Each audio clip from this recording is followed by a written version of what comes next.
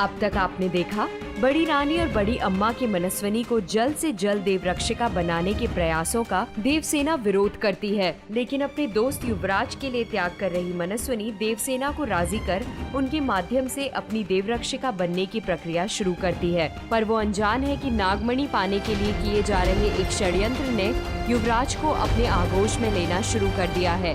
अब आगे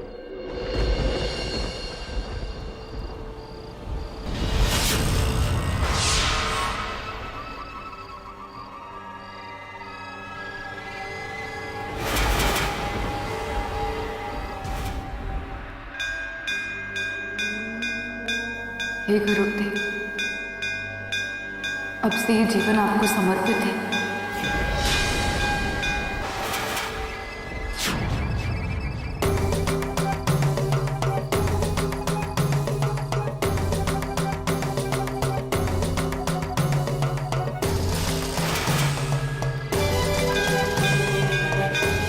मैं अपनी आखिरी सांस तक,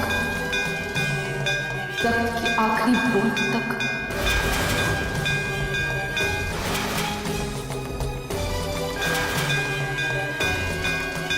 इस गरुड़ मठ और राजकुल की रक्षा करूंगी।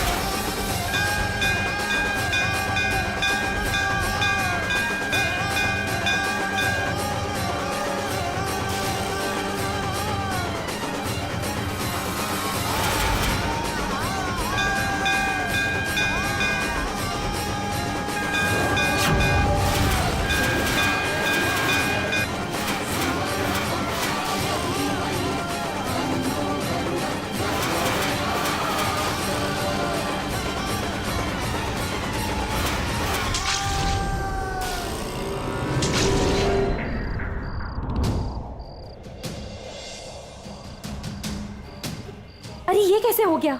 युवराज मेरे मोहपाश से बाहर कैसे आ गए? अभी मुझे उनके सामने नहीं आना होगा।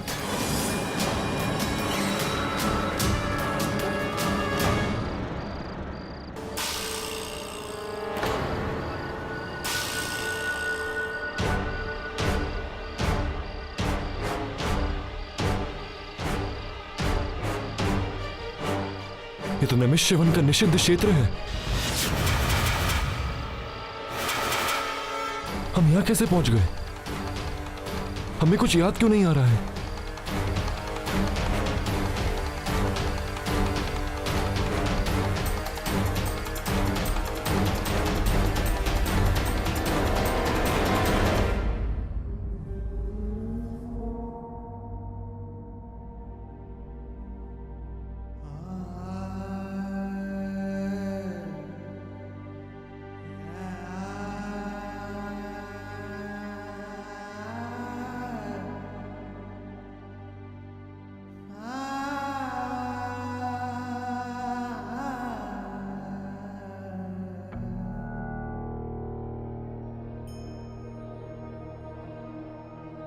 मनस्विनी के देव रक्षिका बनने के गुप्त संस्कार आरंभ हो चुके हैं। हम सब गरुड़ देव की सौगंध खा के कहते हैं कि हम में से कोई भी बाहर की दुनिया को इस गुप्त प्रक्रिया के बारे में तब तक नहीं बताएंगे जब तक मनस्विनी देव रक्षिका नहीं बन जाती। जय गरुड़देव।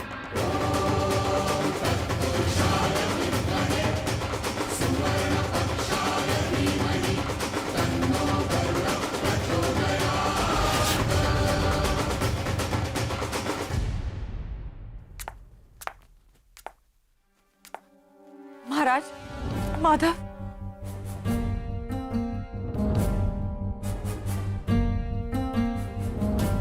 हे प्रभु, प्रभु हमारे माधव को सही सलामत घर ले आइए। रानी साहिबा, हमें विश्वास है कि युवराज लौट आएंगे, लेकिन प्रश्न यह है कि वो ऐसा कब तक करते रहेंगे? आप उन्हें घर आने दीजिए, फिर हम उनकी खबर लेंगे। महाराज, युवराज लौट आए।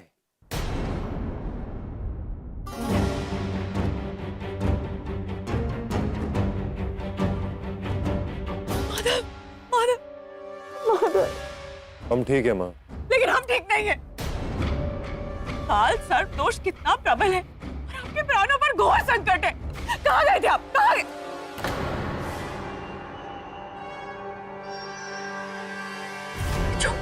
चोट कैसे लगी? ये सब छोड़िए ना माँ, हम बहुत थक चुके हैं और परेशान भी हैं। हम थोड़ी देर आराम करना चाहते हैं। रुकिए, पहले ये बताइए अब तक आप कहाँ थे? हम नमिष्यवन के निषिद्ध क्षेत्र में थे। आप वहां क्या कर रहे थे? माधव, हमने आपको वहां जाने से मना किया ना, तो क्यों गए थे आप? हम नहीं जानते माँ, हम बस थोड़ी देर आराम करना चाहते हैं। देख रही हैं आप, मैं पूछता हूं ऐसा कब तक चलेगा? कब तक आप अपने दायित्व और जिम्मेदारी से भागते रहेंगे? आपको पता है कितने घंटों से कितने लोग सिर्फ आप ही को ढूंढ रहे हैं? गरुड़ देव की कृपा से आप सकुशल लौट आए हैं। हमें हमारा बेटा तो मिल गया, लेकिन इस प्रांत को एक योग्य और जिम्मेदार युवराज कब मिलेगा? महाराज, अभी युवराज थके हुए हैं, इन्हें आराम करने दीजिए। ये सब प्रश्न आप बाद में भी कर सकते हैं।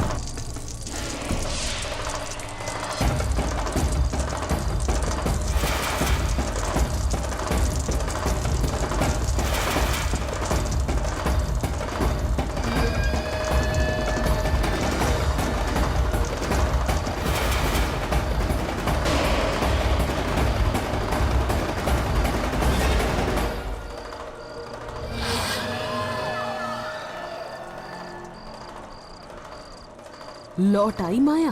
तू तो जानती है, जो मोहरे पिट के वापस आते हैं तक्षिका उन्हें बिसात से हटा दिया करती है। क्षमा तक्षिका, क्षमा।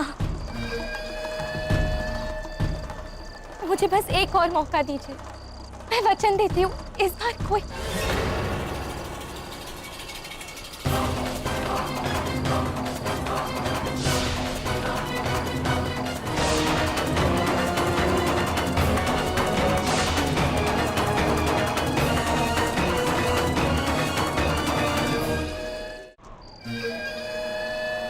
मुझे तेरा वचन नहीं, वो नागमणि चाहिए। वो नागमणि जो सदियों पहले इस राजवंश ने हमसे चुराई थी। वो नागमणि जिसके मिलने के बाद नाग योनि संसार में सबसे अधिक शक्तिशाली हो जाएगी। वो नागमणि जो आज उस युवराज के मरने के बाद रक्षक विहीन हो जाती, पर अब वो 18 वर्ष का होकर उस नागमणि का रक्षक बन जाएगा और हम देखते रह जाएंगे। पर ऐसा हुआ कैसे तक्षिका? मेरा मोहपाश टूटा ही कैसे? गरुड़ मठ की उस देव रक्षिका के कारण। अब मैं क्या करूं तक्षिका? तुझे उस लड़की को देव रक्षिका बनने से रोकना होगा। वो रुक गई तो राजवंश पे लगा श्राप फिर से प्रबल हो जाएगा और तब हम वो नागमणि उससे छीन लेंगे।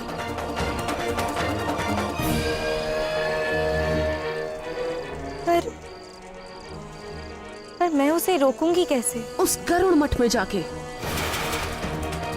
अब गरुड़ मठ में कैसे जाना है, एक इच्छाधारी नागिन को ये भी सिखाना पड़ेगा, वरना तक्षिका को नागिन का जहर निकालना भी आता है और फन को चलना भी।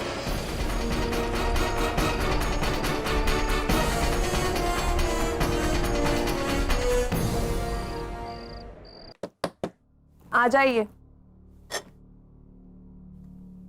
छोटी रानी, छोटे राजा आ गए। छोटे राजा आते नहीं, उन्हें तो लाया जाता है। हटो। एक जाम और हो जाए। पानी लेके आओ।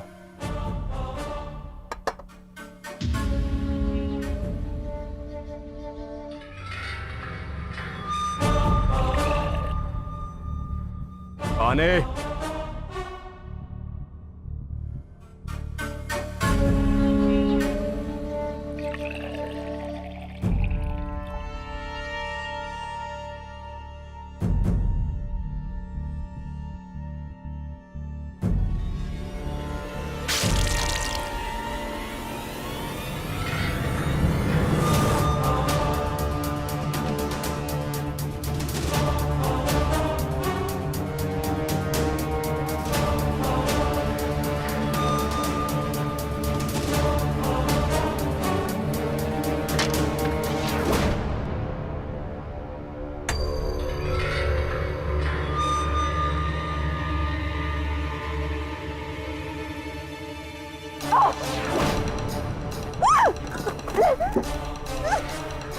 इस बदतमीजी के लिए हम तुम्हारी खाल खिंचवा देंगे।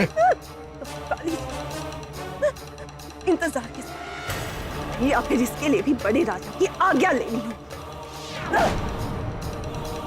आप राजा नहीं, छोटे राजा। और छोटों की मुझसे धमकियां अच्छी नहीं लगती। तुम हर वक्त हमें ताने क्यों देती रहती हो? अगर हमारा जन्म बड़े राजा के जन्म से 5 मिनट देर से हुआ तो उसमें हमारी गलती क्या है? छोटा पैदा होना आपकी गलती नहीं, लेकिन छोटा रह जाना आपकी गलती जरूर है। तुम्हारी ये गोल गोल बातें हमें समझ में नहीं आती। तो आखिर तुमने क्या कर लिया? अगर राजकुमारी नयनतारे की जगह तुमने बेटा पैदा किया होता तो आज वो युवराज होता। हमारी किस्मत में सिंहासन है ही नहीं तो क्या करें हम? अगर खुद झोली में ना गिरे तो उसे पत्थर मारकर तोड़ना पड़ता है। क्या मतलब? मतलब ये कि माधव 18 वर्ष का हो गया और सिंहासन पर अधिकार उसका ही होगा। लेकिन अगर हम चाहते हैं कि हमारा बेटा दुष्यंत युवराज बने तो कुछ तो करना पड़ेगा। तुम चाहती हो हम अपने भाई और अपने भतीजे के खिलाफ साजिश करें, उनकी हत्या करा दें? तुम चाहती क्या हो हम क्या करें? तुम कुछ मत करो और आप कुछ कर भी नहीं पाएंगे पतिदेव, क्योंकि राजयोग खून से लिखा जाता है, शराब से नहीं। हम शराबी हैं, हमसे कुछ नहीं हो सकता। तुम हमारे साथ खुश नहीं हो ना? छोड़िए हमें। हमारे साथ खुश नहीं हो ना? छोड़िए। निकलो बाहर। आप कहते हैं छोड़िए हमें। निकलो। छोड़िए, हम नहीं जाएंगे। और तुम्हें इस कमरे से बाहर निकालने के लिए हमें बड़े राजा से आज्ञा लेने की जरूरत नहीं है। छोड़ो, नहीं जाएंगे हम। छोड़िए। निकलो यहाँ से। दरवाजा खोलिए, खोलिए।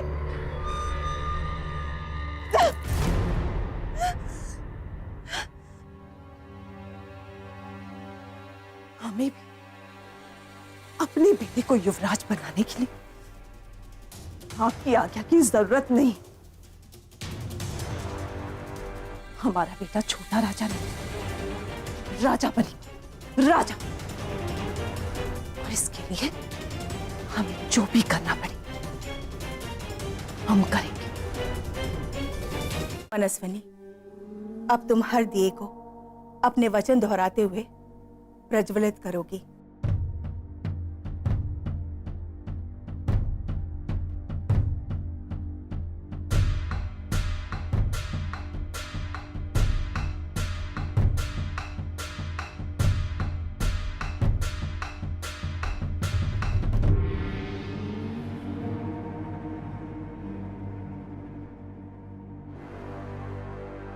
मैं गरुड़ देव को साक्षी मानकर ये प्रण लेती हूँ कि मैं कभी किसी नाग, नागिन या सर्पी होने के किसी जीव के प्रति मैत्री भाव नहीं रखूंगी, उन्हें सदैव एक शत्रु की दृष्टि से देखूंगी।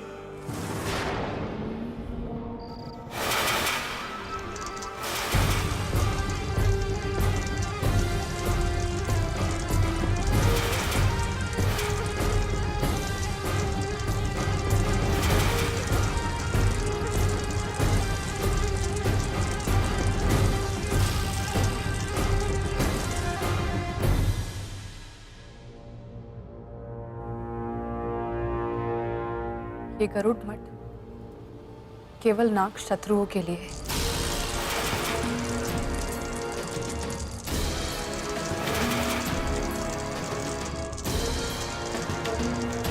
मैं कभी भी किसी सर्प यूनि को इस मठ में प्रवेश नहीं करने दूंगी।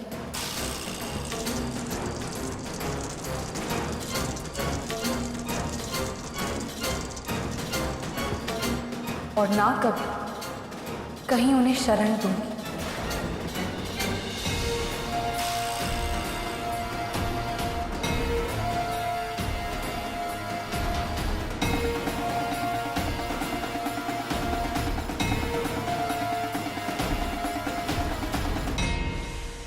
मैं गरुड़ देव को साक्षी मानकर ये प्रण लेती हूँ कि आज से मेरे जीवन में किसी संबंध या किसी रिश्ते का कोई स्थान नहीं होगा। संबंधों में हर पुरानी डोर को मैं तोड़ती हूँ। मैं किसी नई डोर में नहीं बंधूंगी, ना कभी किसी की अर्धांगिनी कहलाऊंगी, ना कभी किसी के नाम का सिंदूर होगा, मैं ना कभी सुहागन बनूंगी। मेरे जीवन में प्रेम नहीं होगा, होगा तो सिर्फ कर्तव्य।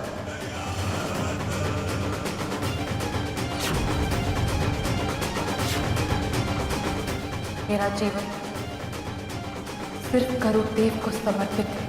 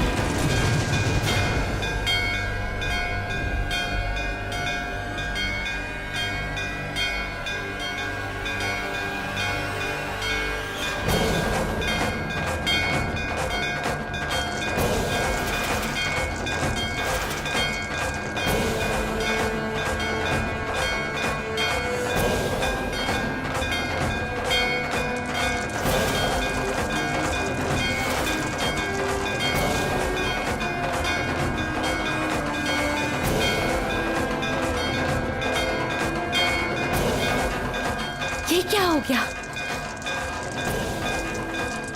गरुड़ मठ का रक्षा कवच, ये मुझे अंदर जाने से रोक रहा है। लेकिन मैं एक इच्छाधारी नागिन हूँ, मुझे अपनी शक्तियों का प्रयोग करके अंदर जाना ही होगा।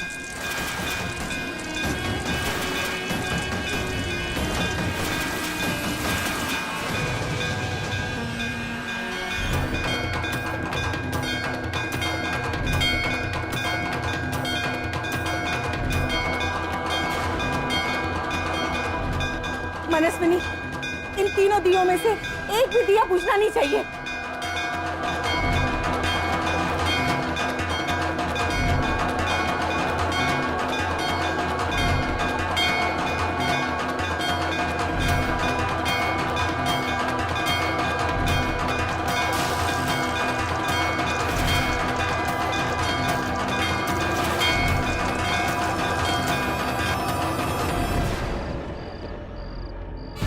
ऐसा तो तभी होता है जब कोई शत्रु गरुड़ मठ के रक्षा कवच को पार करके अंदर आने का प्रयास करता है।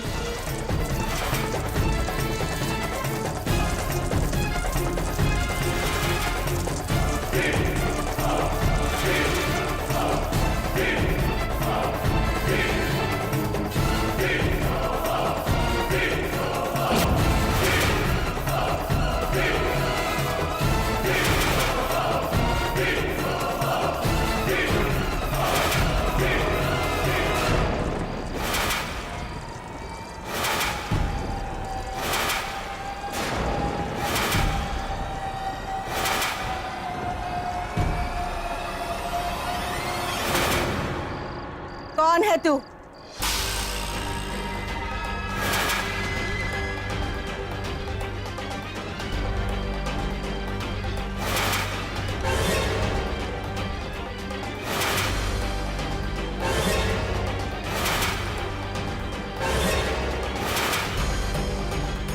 हमने पूछा कौन है तू बेरूपन?